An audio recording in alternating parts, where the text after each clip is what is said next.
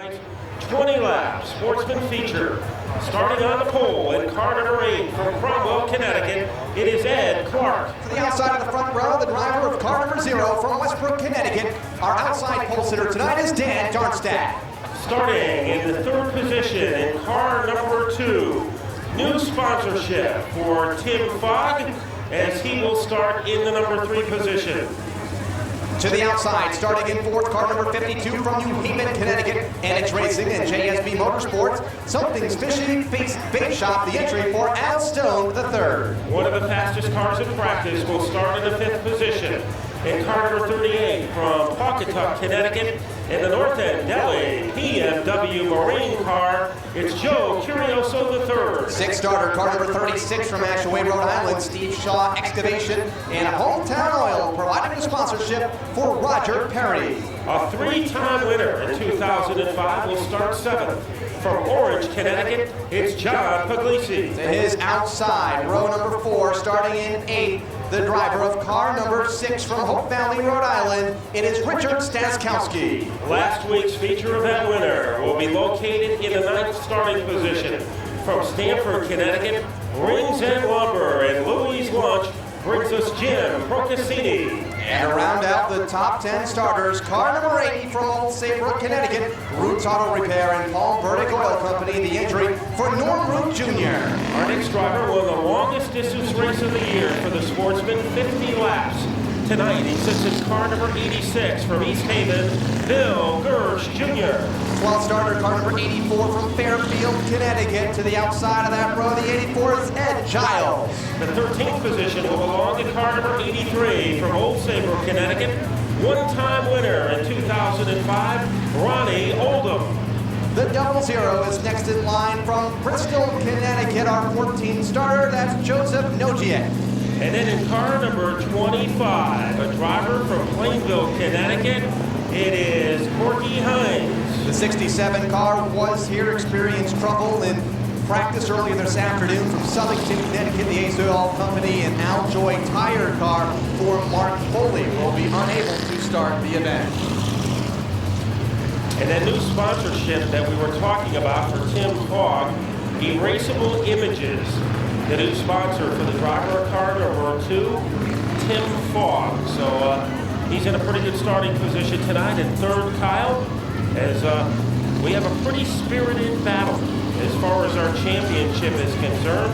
Darnstaedt to the outside of the front row, Tim Fogg to the inside of row number 2, looking for the start off of turn number 4. Green flag waves from the starter stand, and we are underway as the Sportsman cars go down into turn number 2, led by Clark and Darnstaedt, still side by side. Alstone the 3rd in car number 52. He is really exploding on that outside groove. Stone is a factor. Here comes Dan Darnstaedt as he will rumble into the lead. Outside lane may be the place to be early here in the Sportsman feature as Darnstaedt takes the top spot. Clark back to 2nd. Stone and Fogg still racing side by side for the 3rd position. Joe Curioso looking for some bite in the 5th position. It's almost like he has polygrip for tires, but he cannot get by Roger Perry, who looks like a man on a crusade. Perry in the outside lane in car number 36 and just into the top 5, taking that position away. That is 4th from Tim Fogg on the bottom, still side by side. 3 rows deep from 2nd on back. Well behind race leader Dan Darnstaedt. 3 wide the line with Procaccini all the way to the infield grass here on the front stretch. Jim Procaccini throwing a trick in the field. Norm Root Jr. right behind him. Here comes Clark trying to get 2nd back from Alstone the 3rd. As those 2 cars are almost stapled together, Ed Clark hanging on to Alstone like a wristwatch as they head into turn 2. They are side by side for 3rd as the race for 2nd continues now between Alstone the 3rd and then Clark and Stone takes a spot away. Clark now bobbles in turn number 3, loses 2 spots. 1 to the inside, that's Tim Fogg, 1 to the outside for Roger Perry. So Perry looking very formidable on the inside. Here comes Tim Fogg, and Clark is headed to the fence. Contact with the 38 car, and Ed Clark is stranded outside of turn 2. Ed Clark was backsliding, and that'll produce the first caution of the event. 5 laps into this 20-lap feature. Nobody preserves his tires better then Tony Hirschman. We're getting ready to go back to green flag racing. Dan Darnstaedt takes the top spot as they go back to turn number 1. Al Stone, the third in the outside lane, as Roger Perry right there in the third position. But Stone wants to retake the top spot down in turn number 3 from Dan Darnstaedt. They are nose to nose through turn number 4. As Al Stone is all over Darnstaedt like dandelions on your front yard, as he is being challenged now by Roger Perry for the number 3 spot. And here comes Puglisi. He is 4th, and he is really setting a very torrid pace. Last week's winner now up into the top 5 for Jim Brocasini, and a car length behind John Puglisi. Working to the inside of Perry for the 3rd spot. Single file among the top 10 competitors. Norm Root is in the mix as well, along with the 86 for Bill Gertz.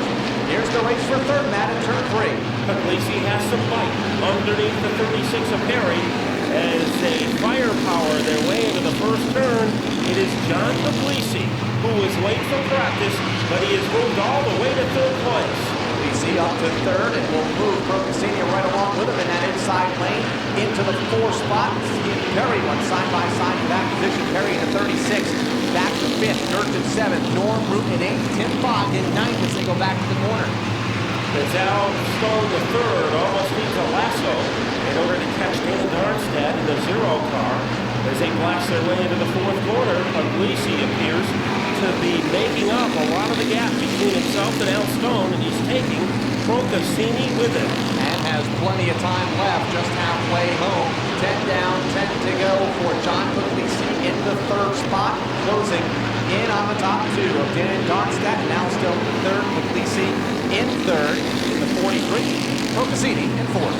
Norm Root in the 80, looking for some elbow room underneath Bill Gertz in car number 86, as he tries to croquet his way underneath the 86 car, and it looks like Norm Root is in good shape, climbing into the top 6, but so far, in his own dimension of time and space in the twilight zone, is Dan Darnstaedt. Here comes Puglisi, making a move under Al Stone the 3rd. And we talked about how Puglisi was closing pretty quick on the 52 of Al Stone, and now is there to the inside. Side by side, off the corner for the runner-up spot, well behind race leader Dan Darnstaedt. Puglisi to the bottom, Stone up high. Puglisi close enough to steal the keys out of the ignition as they go into turn 3. Let's see if the 43 can move into 2nd. Stone goes high, and it is Puglisi by a half a car in 2nd place, and he's got 6 laps in which to track down Dan Darnstaedt. And as those 2 cars continue to run side by side for 2nd, it's allowed Dan Darnstaedt to open up about a car length or so a lap on the rest of the field as Norm Root gets out of shape in turn number 3, losing ground to Perry. He and the 86 car of Gertz came together just a bit on the backstretch, a lap to go. A little bit of a handling issue for car number 80. Side-by-side battle for 2nd and 3rd. Puglisi has it, but plastered to the side of that car is Al Stone. And once again, as they power their way off turn 4, Puglisi has the advantage. So Puglisi's strongest point is turn 4, and he is able to escape the 52 of Al Stone. And it was about 4 laps of running side by side before Puglisi finally made the pass on Al Stone in 3rd, who puts that car into 3rd position, well ahead of the 79 of Brocasini. And then it's back to Roger Perry running unchallenged in the 5th spot. Here's Norman Root, though, to his back bumper, now challenging for that position. Root is running for the championship, so every spot would be important, including a spot against Roger Perry, who currently is in 2nd place. And those 2 cars Velcro together. Now Root takes to the outside groove, a very difficult way to kind of nitro his way around Roger Perry. Root has a little help in that outside lane. Gertz right on Root's back bumper on the back straightaway, nudging that car around Perry as we are into the final lap. Dan Darnstaedt leads down into turn number 1. Root gets the 5th spot, Puglisi's in 2nd, Stone in 3rd, Brocasini in 4th, all single file. The race is for 5th. It's a 4-car battle with Norm Root taking the position.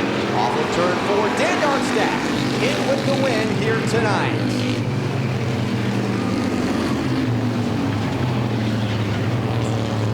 Trackside, Matt Buckler's ready to talk with our race winner. And here he is for the 2nd time in 2005. The driver of car number 0, Dan Darnstaedt. And Dan, it took about a week, but a pretty good birthday present for your wife. Yeah, her birthday is the 17th of August. Yeah, I got this one's for Ray and his family. They had a tough week this week. I got to thank him for putting a decent car on me this year. We've had some good parts, and last couple weeks been a little rough, but this makes up for it. But a good starting position tonight, and you just took advantage of it with a strong performance. Yeah, I didn't even want to see that one caution, but yeah, it was okay. The car was really good. The longer we went, it just stayed right underneath me. I got to thank Jack and Lori and everybody. I can't believe we did it again with this rig. Well, he sure did for the second time in 2005.